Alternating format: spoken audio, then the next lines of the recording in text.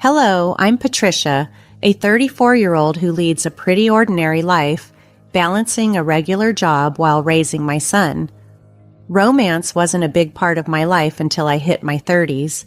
That's when, concerned about me being single, my parents introduced me to William. He seemed perfect, deeply committed to his family, which resonated with my values. We married, and it felt like everything was falling into place, a real-life fairy tale. 8 months into our marriage, our lives took a dramatic turn. William called me several times one day, sounding exhausted. When I returned his calls, he broke the news that his father, Paul, had suddenly collapsed at home and was rushed to the hospital. Unfortunately, Paul passed away, leaving a void in our lives, especially for William's mother, who was left to cope alone. William stepped up, spending a lot of time with her, taking her out, and even planning trips to help her through her grief. The situation became complicated when I won a trip to the Hawaii through a contest. Instead of seeing it as a chance for us to get away and perhaps heal, William saw an opportunity. He threatened to divorce me unless I allowed him and his mother to go on the trip without me, leveraging the prize to ensure his mother's happiness. His mother seemed quite content with this arrangement, but I was left feeling manipulated and sidelined. Determined not to let them undermine me so easily, I decided to stand up for myself. I wasn't just going to accept their plan without a fight. The situation revealed a side of William that I hadn't anticipated, one that was willing to use emotional blackmail to get what he wanted. This realization was disheartening, but it also steeled my resolve to address the dynamics of our relationship and ensure my own happiness wasn't continually sacrificed. It wasn't that William completely neglected me, but whenever our plans seemed to clash with his commitments to his mother, he invariably chose her side. His typical responses were, "Sorry, Patricia, Mom needs me," or "We planned this with Mom a long time ago." Although I outwardly agreed, inside I was often seething with frustration. Why was it always me who had to bend? Wasn't William's mom being overly demanding? Despite this ongoing issue, William's closeness to his mother was undeniable, and aside from this, our marriage seemed stable. I just assumed that this was the norm for some families. My own little escape became engaging in crossword puzzles that offered prizes. This hobby was especially perfect for times when William was preoccupied with his mom. Occasionally, I'd even win gift cards or meals, which was a nice bonus. Then, one day, I hit the jackpot. I won 2 tickets to the Hawaii. Thrilled, I double and triple checked the win before even thinking about making travel arrangements. Initially, I considered inviting William, but hesitated, knowing his tendency to involve his mom in our travels. After some reflection, I decided the tickets would be a wonderful gift for my parents. On my way home, I stopped by their house to deliver the exciting news. Bursting with excitement, I announced, "Mom, guess what? I won tickets to Hawaii." Her eyes lit up with surprise and joy. "Wow, that's fantastic. You and William must be thrilled," she responded. I paused for a moment, then said, "Actually, I want you and Dad to have them." Mom looked genuinely astonished, yet touched by the gesture, unsure of what to say next. "Are you sure?" my mom asked, her voice tinged with surprise and delight when I told her about the tickets. "Absolutely," I replied. "William travels enough as it is. I want you and Dad to enjoy this opportunity." Mom's face lit up with joy, but I noticed a hint of concern on Dad's face. "What's wrong?" I asked, catching his worried expression. "Well, it's a busy time of year at the company. I'm not sure I can take time off right now," Dad explained, his tone apologetic. "That's unfortunate," I sighed, feeling a mix of disappointment and understanding. Then Dad brightened up with a suggestion. "Why not take Amy instead? It was your prize originally, right? You should go and have some quality time together," he proposed. Mom nodded in agreement, clearly excited by the idea. "That sounds wonderful." Feeling a renewed sense of excitement, I applied for leave the next day, which was quickly approved. I then called the airline to arrange for the tickets to be used by Amy and me. On my way home from work, I stopped at a bookstore and picked up a guidebook for Hawaii. It had been ages since Mom and I had traveled together, and I was genuinely looking forward to it.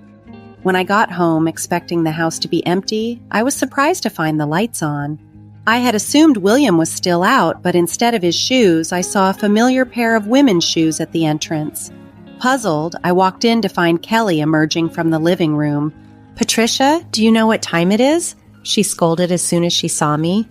"Oh, Kelly, I didn't realize you were here," I replied, taken aback by her presence and tone. "It's not just about me being here. It's late, and William will be back soon," she continued, her voice carrying a note of reproach. "I'm sorry, I'll start on dinner right away," I apologized, rushing towards the kitchen. But Kelly didn't stop there. She launched into a critique of my absence, making it clear she expected more from me in managing the household. Her words stung, but they also reminded me of the ever-tightening boundaries in my life that I was increasingly determined to expand. Kelly questioned my commitment as a daughter-in-law with a heavy sigh, attributing my perceived lapses to my job. According to her, my priorities should place home significantly ahead of work. She often used her spare key to drop in unannounced, especially since she lived close by. Kelly clung to outdated views about the role of a daughter-in-law, expecting me to dedicate myself to serving William and his family without any objections. Her persistent critiques made it increasingly difficult for me to feel any warmth towards her. While I was unpacking groceries and starting to prepare dinner, Kelly's voice cut through the air with sudden urgency. "Wait, what's this, Patricia? Are you planning a trip to Hawaii?" She had stumbled upon the guidebook I had just purchased. "Kelly, why are you rummaging through my things?" I asked, frustration coloring my tone. "That's not the point. Why are you planning to go to Hawaii?" she demanded, her voice sharp. "I won a trip in a contest. I was planning to give it to my mom," I explained, trying to maintain my composure. "I haven't heard anything about this. Why should I?" Kelly snapped back, her demeanor confrontational. Our argument was abruptly cut off by William's arrival. Kelly wasted no time in informing him about her discovery, pointing at me accusingly. "William, listen, Patricia's being thoughtless. Did she do something wrong?" she prodded him. William turned to me, his expression stern. "What's going on here?" he demanded. "I won the trip and wanted to give it to my parents, but since Dad can't go, I thought Mom could go with me," I replied calmly, trying to explain the situation before it escalated further. "Why didn't you discuss this with me first?" William asked, his tone a mix of confusion and irritation. "It's my prize, William," I said, my frustration evident as I faced him. "What's the big deal? You always travel with Kelly." "It's not the same. Mom and I only go on trips within the country. We haven't been abroad in years," William countered, his voice rising. "How could you decide this without talking to me?" He slammed his hand on the table, cutting me off. "You're getting too bold for a daughter-in-law. Mom and I are going, and you're staying home, Mommy," he declared, his choice of words making me wince at their childish tone. "Wait a minute, you've had enough of this trip," I said, trying to maintain my composure. "If you're not happy, let's talk about divorce then." I couldn't believe I was hearing him use the threat of divorce over something like this. It seemed utterly ridiculous. Fuming, I shot back. "I won this trip fair and square. I've already decided to give it to my mom. Can't you see the signs for once?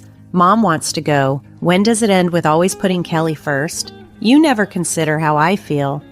"I don't care how you feel. Like I said, this trip is for me and Mommy. Stay home and behave," William insisted coldly, his dismissive attitude chilling. My affection for William was quickly diminishing. It was clear I ranked lower than Kelly in his priorities. I couldn't keep dealing with this ridiculous dynamic. I calmly told William, "Fine, do what you want and enjoy your trip. You should have listened in the first place." "Do what you want. William replied dismissively, a far cry from the caring person I once knew. Meanwhile, Kelly looked smug and victorious, reveling in the turn of events. Deciding I needed space, I resolved to leave the house while they were away on their trip. The distance would give me time to think and perhaps figure out a way forward from this deepening rift. I decided to let William and Kelly go ahead with the vacation plans. The next day, I called the airline to transfer the tickets to William and his mom. However, the conversation took an unexpected turn. The airline representative sounded concerned as they informed me, "I'm sorry, but once the participants are confirmed, we can't change them." "Is that so?" I asked, a wave of disappointment washing over me. "Yes, and this ticket requires the actual winner to be one of the travelers. So, if it's your husband and mother-in-law, the ticket won't be valid," the operator explained. "So if I don't go, the ticket is useless?" I clarified, seeking confirmation on the restriction. "Exactly. Please check the documents we sent you. They mention this condition," they advised. After reviewing the documents, it became clear that only the winner, which was me, could use the ticket, and it couldn't be transferred. I decided against telling William and Kelly immediately and instead made plans for them to travel at their own expense if they chose to do so. That evening, after returning from work, I casually brought up the topic of the Hawaii trip to gauge William's thoughts. "Hey, how about that trip?" I initiated. "Yeah, did you talk to the airline? Are Mommy and I all set to go?" William asked eagerly, his anticipation evident. "I did call them," I said, handing over the winning documents along with the tickets. "Here are the documents and the tickets." "I only need the tickets. I won't bother reading the documents," William replied dismissively. "But there might be important details in there, especially since it's an international trip," I suggested, hinting at the necessity of understanding the ticket conditions. "I don't think I need to. Mommy and I are just excited about the trip." William brushed off my suggestion, his focus solely on the upcoming vacation. As William skimmed over the necessity of reading the fine print, I felt a mix of frustration and resignation. It was clear that the details, which were crucial to the trip's feasibility, were being overlooked in the rush of excitement. With William's dismissive attitude towards the details of our travel documents, I could only hope he would eventually pay attention to the information they contained. "And I have got it covered. We're efficient, unlike you," he retorted dismissively. "Fine, whatever. I'll leave them here just in case," I replied, placing the documents on the table, knowing well that William might overlook the vital details they held. As expected, on the day of their trip, after making sure William had left, I packed my bags and headed to my parents' house for a quiet stay. While unpacking, the anticipated call from William came through. As soon as I picked up, he burst out, "Hey, what's going on? They're saying the ticket can't be used." "That's right. If the winner doesn't go, the ticket is invalid," I explained calmly, trying to keep the conversation as neutral as possible. "What? Why didn't you tell me this earlier?" William demanded, his voice a mixture of confusion and frustration. "I did tell you. Remember, I mentioned it might be a good idea to read the instructions," I reminded him, hoping he'd recall our earlier conversation. "You mean it was written in those documents you gave me?" William asked, his frustration evident. "Exactly. It's your fault for not reading. This is ridiculous," I replied, maintaining my composure despite his growing agitation. "So how are we supposed to get to Hawaii?" William asked, his tone getting more agitated by the minute. "Well, the operator did mention that if the winner doesn't go, you'd have to pay the full price," I replied matter-of-factly. Caught off guard by the situation, William sounded frantic, and I could hear Kelly's voice in the background, signaling their shared distress. "William, what did Patricia say?" Kelly demanded. "Mommy, if Patricia doesn't go, we have to pay for the trip," William started to explain, his voice tinged with disbelief before handing the phone to Kelly. "Let me talk to her," she insisted, ready to take over the conversation, presumably to find a way out of their predicament.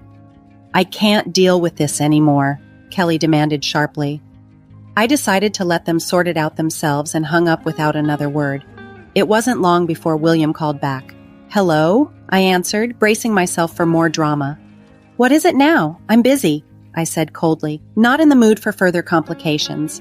"It's not what is it," William sounded flustered. "I tried to buy the tickets, but the credit card isn't working," he explained. "Huh, I don't know anything about your card," I replied, genuinely puzzled. "It's not mine, it's your card," William clarified. "Oh, so you're saying you used my card without my permission?" I accused, my tone icy.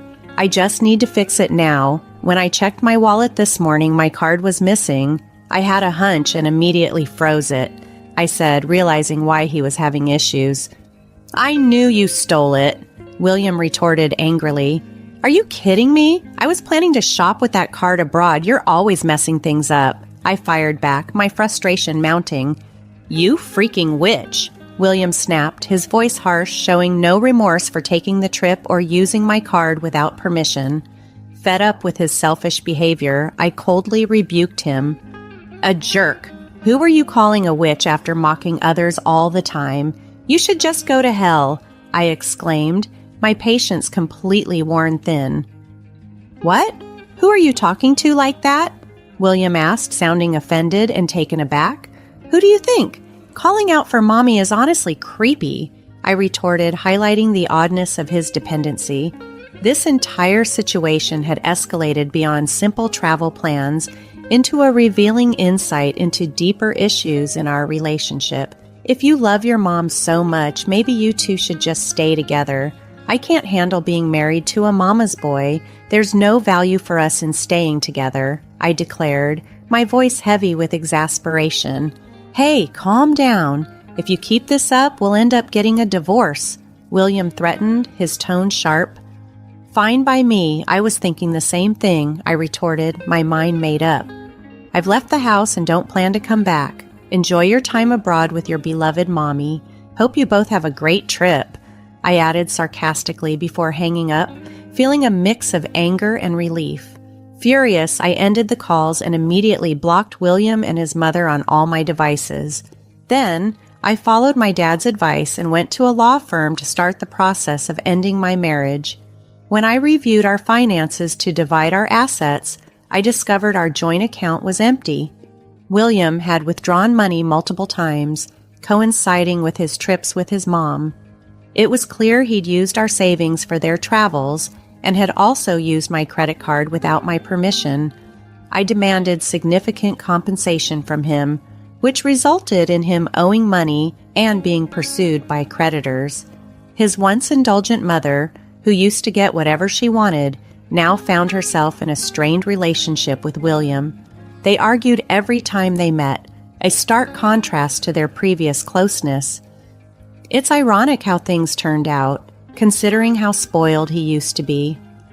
Meanwhile, I decided to stay with my parents for a while. The ordeal had caused them to worry, and I wanted to make it up to them by living with them and taking care of them. Being away from the chaos of my marriage, I realized that what's truly important is having a loving, supportive family. Going through this divorce reaffirmed that belief, helping me rediscover what matters.